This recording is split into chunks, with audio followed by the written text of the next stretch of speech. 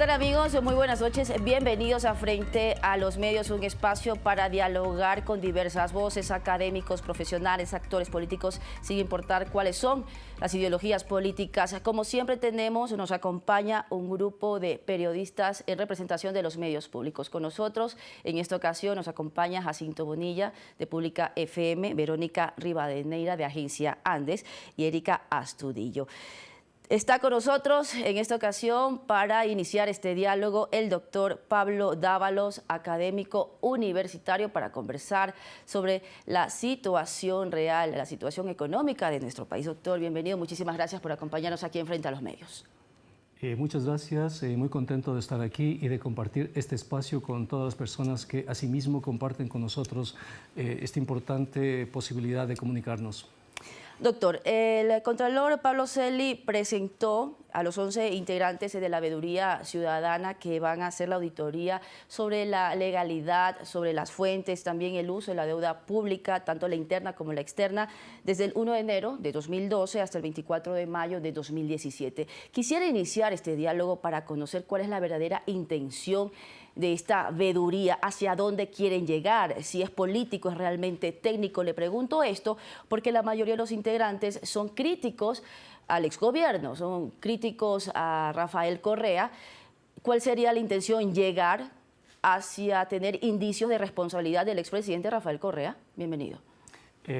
La intención de esta veeduría y de la Contraloría es reinstitucionalizar al país, es tratar de entender si en los procesos de deuda se respetaron los canales institucionales, las disposiciones jurídicas, saber si esa deuda finalmente contribuyó al bienestar de los ecuatorianos, contribuyó a generar la infraestructura que la sociedad necesita, si se respetaron todos los mecanismos, todas las disposiciones institucionales y si esa deuda se inscribe dentro del orden jurídico vigente y desarrollado por nuestra sociedad. En ese sentido, lo que hace la Contraloría es ampliar la posibilidad de seguir a este proceso con voces de la sociedad civil, voces reconocidas, voces que tienen una trayectoria y que le pueden ayudar a la Contraloría a ampliar su capacidad analítica, si quieres, hacia aspectos que de otra manera podrían ser muy circunscritos, muy limitados, y eso es lo que hemos hecho como veeduría. Le hemos ayudado a la Contraloría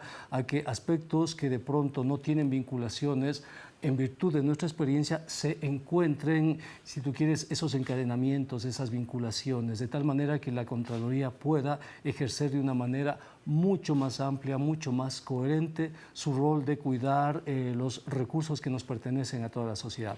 Por eso no tiene absolutamente nada que ver ningún revanchismo, ningún tipo en absoluto de estar a favor o en contra de un determinado gobierno. Estamos a favor o en contra de la ley, a favor o en contra de la institucionalidad. Y creo que eso debe ser el mensaje fundamental para toda la sociedad. Las leyes se respetan independientemente de los gobiernos. Aunque los 11 integrantes fueron escogidos por el propio Contralor Pablo Celi, es decir, ¿sí se puede separar el tema político de lo económico, en este caso, en la auditoría? Las leyes son muy taxativas, los datos son concretos, son absolutamente evidentes. Entonces, independientemente que estés a favor o en contra de un régimen determinado, ahí cuentan los canales institucionales, ahí cuentan las disposiciones jurídicas. Y lo que se ha hecho en este proceso es buscar justamente eso. ¿Hasta qué punto todos los procesos de deuda del país estuvieron encausados, estuvieron armonizados y fueron sustentados de una forma correcta, de una forma que guarde concordancia con lo que establece la ley? Entonces, ratifico en ese sentido de que es absolutamente irrelevante para el país el hecho de que estemos a favor o estemos en contra de un determinado régimen. Gracias, doctor Dávalos. Jacinto Bonilla también tiene una pregunta para usted. Doctor Dávalos, dentro de todo este secretismo que envolvió la negociación o la adquisición de la deuda, ustedes para llegar y para realizar bien su trabajo, ¿tuvieron las facilidades necesarias, el acceso a documentos, pese a que hay una cierta normativa de secretismo? Es como cuando tú entras a un laberinto y necesitas un mínimo de ayuda. En este caso, las autoridades económicas hicieron mucho más denso el laberinto. Lo trataron de cubrir con trampas, con dobles entradas, con postergaciones. En ese sentido, la ciudadanía tiene que saber que el Ministerio de Economía no colaboró como debería haber colaborado con este proceso, ya no de la veeduría, sino de la propia Contraloría. La Contraloría, por ley, está obligada a auditar y controlar los recursos públicos.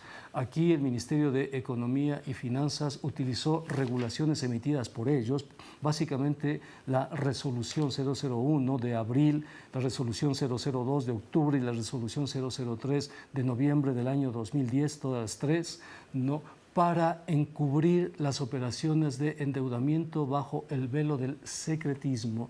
¿Y por qué es esto? Porque se extendió el secreto no solo a la operación en sí misma, sino a toda la madurez de la operación.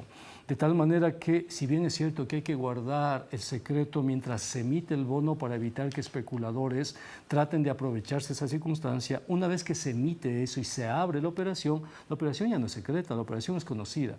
Las autoridades económicas del país en el año 2010 generaron un velo de ocultamiento que de una u otra manera protege esa operación hasta el final y no permite que la sociedad ejerza un ejercicio de transparencia sobre el conjunto de esas operaciones, ¿no? Y ese, efectivamente, Jacinto, fue uno de los problemas más difíciles que tuvimos.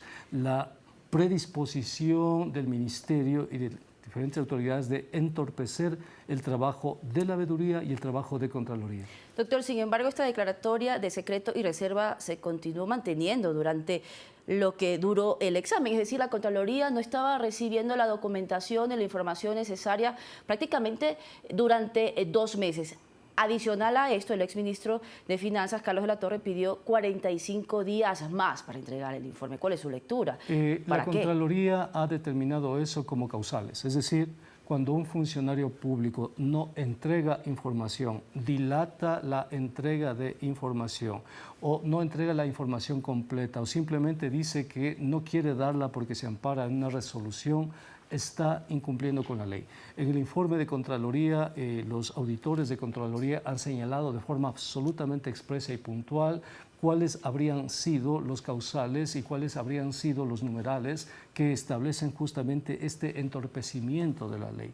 Entonces, yo creo que después de que la Contraloría ha dado el plazo de 5 días para los implicados en este proceso que demuestren y sustenten aquellos procesos establecidos por Contraloría, se determinarán las responsabilidades. Las responsabilidades son 3, civiles, administrativas y penales. Doctor, Verónica Rivadeneira, Agencia ADES, también tiene una inquietud para usted. Gracias, Mariux. Sí, economista, buenas noches, bienvenido. Doctor, si la deuda ya supera, según el informe de la Contraloría, el 52.5% del PIB, ¿quiere decir que si el Estado ecuatoriano adquiere más deuda, eso sería ilegal? Efectivamente. Y habría una necesidad de financiamiento que ya han dicho las autoridades que tenemos como país. Efectivamente, hay un decreto emitido a fines del año 2016 por el expresidente Correa, decreto 1218, que cambia la contabilidad de la deuda. Este cambio de contabilidad trata de armonizar con una disposición del Fondo Monetario Internacional y su manual de cuentas. En este cambio, la deuda desciende bruscamente en el año 2016 a niveles realmente muy bajos, ¿no? Esto le permitió al gobierno en esa coyuntura ampliar sus posibilidades de endeudamiento al tiempo que evacuó de la contabilidad de la deuda algunos segmentos de la deuda, sobre todo la deuda interna. Por ejemplo, la deuda con el IES no está contemplada dentro de este decreto 1218. Deudas flotantes, cierto tipo de deudas bilaterales tampoco están contempladas. Deuda bilateral es cuando te endeudas con otro país, en el caso de Ecuador, la deuda con China. Entonces, esto es un ejercicio contable nada más, contable de la macroeconomía de la deuda pública, pero no quita el hecho de que hay que pagar esa deuda. Tan es así que nosotros para el 2018 como país tenemos que pagar por deuda pública cerca de 10.000 millones de dólares, ¿no? Es un presupuesto que es mayor al de salud, al de educación y al de bienestar social juntos. Es lo que tenemos que pagar. ¿Por qué tenemos que pagar tanto? Porque nuestra deuda es muy, pero muy grande, ¿no? Entonces hay que cuantificar esa deuda. Y no hay posibilidades de cuantificarla con los datos que nos da el Ministerio de Economía, tampoco con los datos que nos da el Banco Central. ¿Qué es lo que ha hecho la auditoría y la Contraloría? Establecer una metodología de cálculo de esa deuda. Ya tenemos un dato a diciembre del año 2016 que es de 65.749 millones. Eso es. Ahora bien, si hemos rebasado el límite, ¿no? Y de hecho incluso con la versión de la deuda consolidada ya estamos rebasando ese límite, ¿qué va a pasar con la nueva deuda? Toda deuda que se emita por encima de ese límite, ¿no? Y es decir, la deuda que se puede emitir en los próximos meses, necesariamente tendrá que contar con el aval de la Asamblea Nacional, porque eso dice la ley, eso dice la Constitución. Si el ministro actual, la ministra actual, emite deuda sin contar con el aval, en los próximos exámenes de Contraloría que se realicen sobre la gestión de la deuda, esa emisión de deuda podrá ser declarada ilegal y podrá ser declarada incluso como un delito, como peculado. Entonces, todo ministro de Economía tiene que cubrirse las espaldas, tiene que guardar sindéresis con lo que dicen las leyes. ¿Qué tiene que hacer la ministra? Pedir autorización a la Asamblea, someterse a los tiempos políticos de la Asamblea Nacional. Si emite deuda sin el consentimiento, la aprobación o el conocimiento de la Asamblea, corre el grave riesgo de que esa operación a futuro sea declarada como ilegal.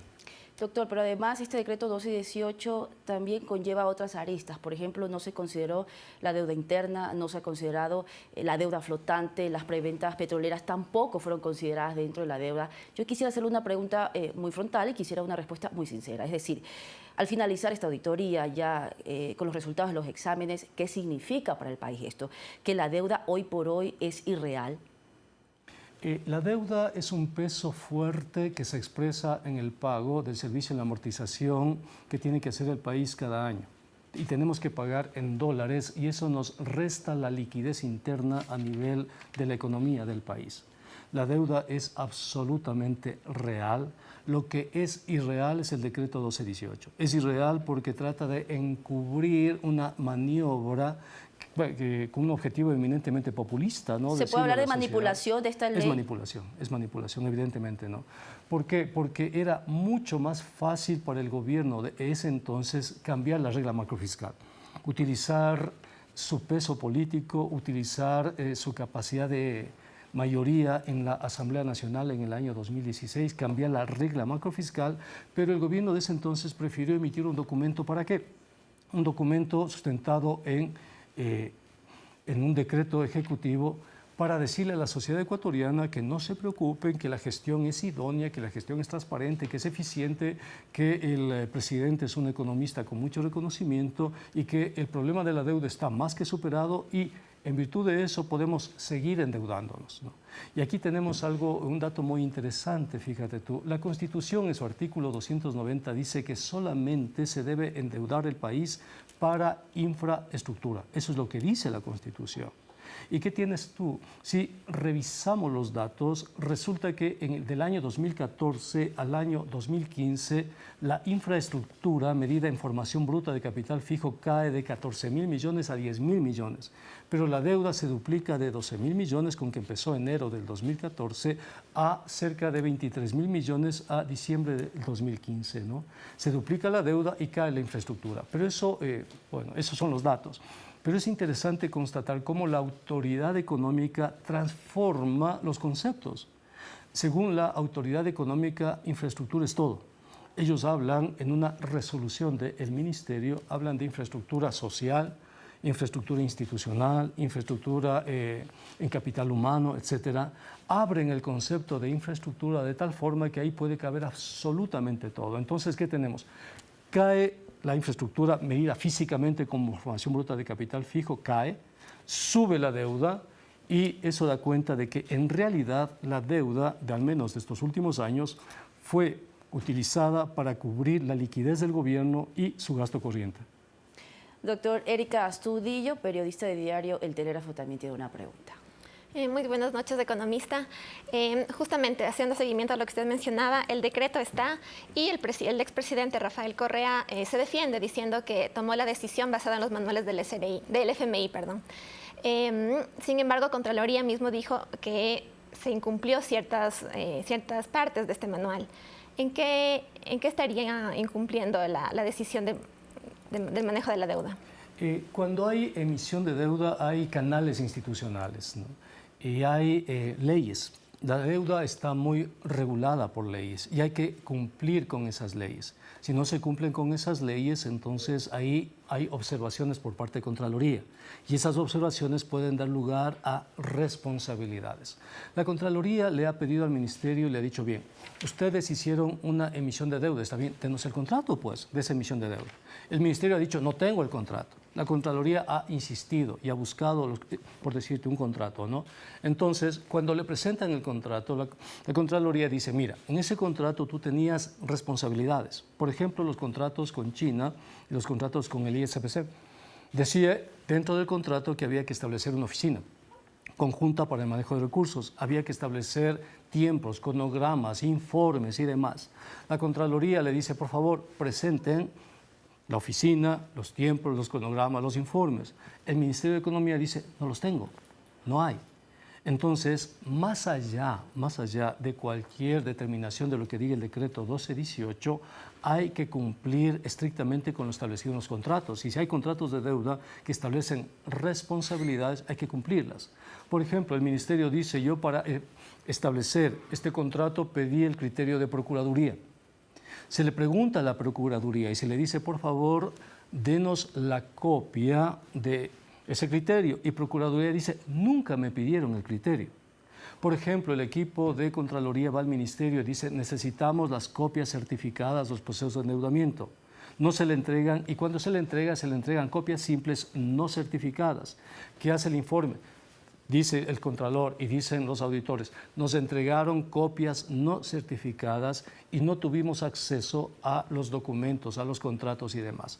Entonces tú tienes ahí tergiversación, manipulación, ocultamiento, o sea, tienes una serie de procesos y de trabas que le impiden a la sociedad, no es al Contralor, ojo, no es el Contralor, es la sociedad ecuatoriana la que quiere comprender cómo, de qué formas, bajo qué circunstancias y en qué se gastaron los recursos del endeudamiento, porque es la sociedad la que está pagando eso. Por pagar 10.000 millones no estamos pagando bien a los profesores, no estamos pagando bien al sector de salud, no estamos pagando, por ejemplo, y construyendo un sistema de caminos vecinales, no tenemos política agraria, porque tenemos que destinar recursos al pago de la deuda. Entonces es absolutamente justo, absolutamente imprescindible para la sociedad ecuatoriana saber en qué se gastaron esos recursos, cómo se emitieron esos papeles, por qué las tasas de interés son tan caras, por qué las comisiones son tan caras, por qué los costos de transacción son tan exorbitantes, por qué se contrató ese bufete de abogados y no otros cuando había otros mucho más baratos, etcétera. Eso tiene que saber la sociedad y no tiene absolutamente nada que ver con ningún tipo de retaliación. ¿Por qué? Porque si tú generas eso, le estás diciendo a este gobierno y a los ulteriores gobiernos, mire, si vas a hacer deuda, que es absolutamente legítimo que todo gobierno haga procesos de endeudamiento, hazlo respetando las leyes, hazlo respetando los canales institucionales. Doctor, también desde la sociedad, desde el sector privado, los empresarios, se reclamaba mucho el cambio de las autoridades en la cartera económica, ¿no? Se cuestionaba mucho la función de Carlos de la Torre, del exministro. Ahora Mariel Sabiteri se encuentra liderando esta cartera. Sin embargo, todavía no queda claro cuál es su papel, de qué forma va a funcionar. Hace pocos días se reunió con la ministra también, Eva García. Pero, ¿cuáles serían los alcances? ¿Hacia dónde deben llegar? ¿Hacia un nuevo modelo económico o tal vez sugerencias al anterior? ¿Hay confianza en la gestión que pueda ejercer la nueva ministra, Mariel Sabiteri?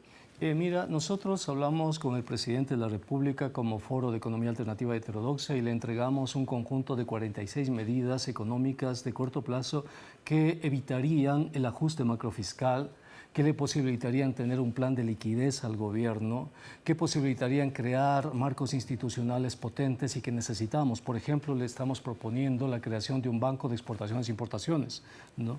Y con recursos de la transformación del ISD, que es el impuesto a la salida de divisas, como encaje, ¿no? Un encaje a los depósitos en el exterior.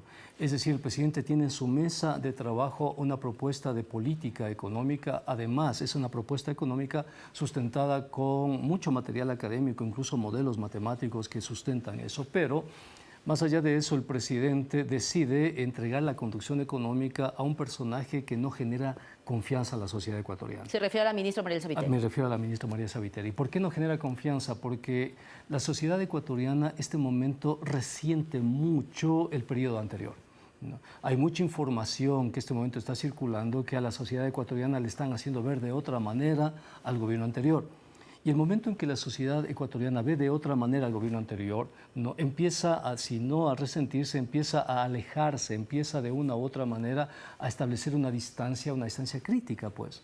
Y poner a un exfuncionario de ese gobierno a dirigir una cartera tan importante como economía es desgastarse inútilmente, creo yo. Es no escuchar el pedido de la sociedad, es... si tú quieres regresar a la sociedad, que la sociedad de una u otra manera identifique a los responsables de esta situación, ¿no? Que están otra vez gestionando la economía del país. Porque fíjate lo que hemos conversado, lo que hemos visto. Hemos visto que ha habido manipulación, hemos visto que ha habido ocultamiento, hemos visto que ha habido tergiversación, hemos visto que se han puesto trabas para la transparencia de los procesos de deuda. Y uno de los personajes que forman parte de la historia, de esa historia, está ahora al frente del ministerio. ¿Con qué legitimidad y apoyo social ese personaje puede proponer, por ejemplo, un plan de liquidez a la economía? Es decir, decirles, mire, la dolarización está en riesgo, vamos a proponer un plan de liquidez con dinero electrónico y medios electrónicos de pago, ¿no?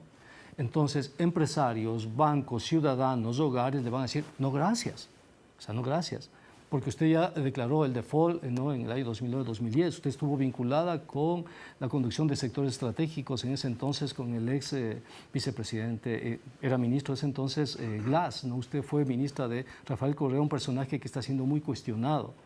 Entonces creo que el presidente Moreno está cometiendo un error político fuerte ahí, porque la economía es una de las áreas más vitales de cualquier gobierno y tiene que ser muy protegida, muy cuidada y actuar con mucha prudencia, mucho cálculo político. Y al parecer creo que el presidente, su cálculo político ahí está de una u otra manera en contradicción con lo que la sociedad ecuatoriana demanda y con lo que todos los sectores este momento exigen, que se llama transparencia, rendición de cuentas y sobre todo un cambio, ¿no? Un cambio de imagen, de perspectivas. Gracias, doctor. Jacinto Bonilla tiene una pregunta. Y dentro de este tan complejo escenario, por el trabajo efectuado de ustedes y en un momento político muy delicado, el expresidente Rafael Correa, de acuerdo a su criterio, ¿podría ser liberado de culpa en todo este mal manejo de la deuda según la versión de ustedes? Yo pienso que no se trata de establecer culpas, sino de establecer responsabilidades. El presidente Correa manejó, tú quieres, el comité de endeudamiento. El presidente Correa tuvo a su disposición la mayor cantidad de liquidez que jamás presidente alguno tuvo, jamás. Estamos hablando de más de 300.000 millones de dólares. Empero de ello, hay muchos sectores que fueron olvidados, si tú quieres, y que son fundamentales. Pienso en el sector agrario, ¿no? Nunca hicimos, por ejemplo, un censo agrícola y no tenemos políticas agrarias en todo este tiempo. Pienso en el sector de la microempresa, ¿no? Y la microfinanza, que tampoco han tenido políticas de apoyo, ¿no? En el caso de la deuda, nadie discute la necesidad de la deuda. Todos los gobiernos de una u otra manera necesitan endeudarse. Lo que estamos discutiendo este momento son la institucionalidad, la juridicidad de la deuda. El expresidente Correa no tenía por qué forzar ni la institucionalidad ni la juridicidad. Es decir, no tenía por qué haber emitido el decreto 1218. Si el presidente hubiese utilizado su mayoría en la Asamblea de ese entonces y hubiese provocado un cambio en la regla macrofiscal por una versión más coherente de lo que es el país y la capacidad de pago, por ejemplo, habríamos tenido una ley que nos habría evitado un montón de problemas en este momento. Pero su carácter populista, su visión inmediatista de la política y de la economía le impedían pensar más allá del corto plazo, ¿no? Por eso tenemos ahora esos problemas, ¿no? Entonces el presidente el expresidente Correa es el responsable directo de la situación que hoy estamos viviendo. En cuanto a la discrecionalidad de mover recursos de un lado hacia otro, como lo que sucedió, por ejemplo, me refiero a los exministros, tanto a Rivera como de la Torre, mover recursos como lo que sucedió en Manabí, los recursos de los terremotos, sin dar informes hacia la Contraloría. No, y eso además no se lo puede hacer. O sea, se puede mover liquidez, pero no recursos. Los recursos y tú quieres que están codificados en la cuenta única del Tesoro, que tienen ya su número y que son para determinadas circunstancias, no los puedes mover. Tienes otros instrumentos, ¿no? Y ahí, fíjate tú, ¿no? Te estás yendo en contra además de una provincia que fue muy golpeada por un evento natural y que necesita esos recursos. ¿Por qué esos recursos están ahí cuando la gente sigue teniendo necesidades? ¿Por qué la Asamblea Nacional no llamó al ese entonces ministro a decirle, mire, tenemos gente que está viviendo en carpas y usted tiene ahí guardado 300 millones, ¿por qué no desembolsó esos 300 millones de dólares ahí? ¿Por qué la gente sigue viviendo en condiciones infrahumanas? Entonces, el Ministerio de Economía está para garantizar el bienestar de la gente, está para eso. Bien. Y tiene que buscar mecanismos para eso. Nos quedan 3 minutos para finalizar frente a los medios. La última pregunta de Verónica Rivadeneira. Doctor, en cuanto a la persona que estamos mencionando, el expresidente Rafael Correa ha estado activo en Twitter, ha hablado de la Comisión Auditora de la Deuda casi textualmente. Él dice que esta comisión está repleta de enemigos de la revolución e ilegalmente nombrada por la Contraloría, que va a decir que la deuda es de cerca de 80.000 millones y que hay una persecución, una patraña, y que esta veeduría es tan escandalosa, palabras textuales, que su presidente es banquero y ciertos integrantes tenedores de bonos y acreedores del país. La comisión veedora no tiene presidente, ¿no? Somos varios miembros que hemos acompañado entregando elementos de análisis para que la capacidad de análisis de la Contraloría se extienda. Nada más, absolutamente nada más.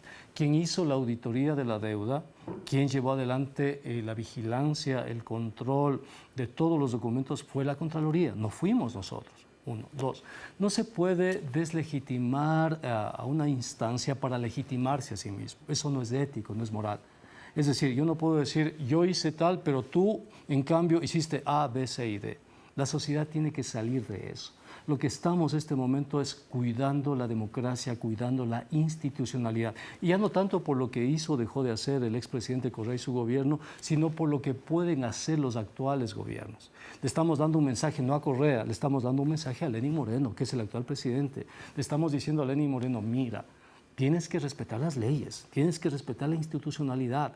Es el mensaje para la ministra de Finanzas, es un mensaje para los próximos gobiernos. Entonces, la verdad es que yo como parte de la veeduría, o sea, lo que piense o deje de pensar el expresidente Correa es absolutamente irrelevante.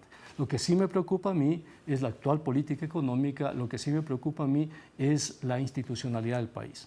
El expresidente Correa, al menos en mi caso personal, ya es historia. Muchísimas gracias. Hemos finalizado media hora de diálogo con el doctor Pablo Dávalos, integrante de la Veeduría Ciudadana, que está auditando la legalidad, las fuentes, la deuda pública de nuestro país. Gracias a nuestro panel de periodistas de medios públicos, a Jacinto Bonilla, a Verónica Rivadeneira y a Erika Astudillo, y a ustedes por acompañarnos. Recuerde que puede revisar nuevamente esta entrevista en nuestras redes sociales y seguir sus contenidos en el Twitter. Muchísimas gracias por su compañía. Muy buenas noches.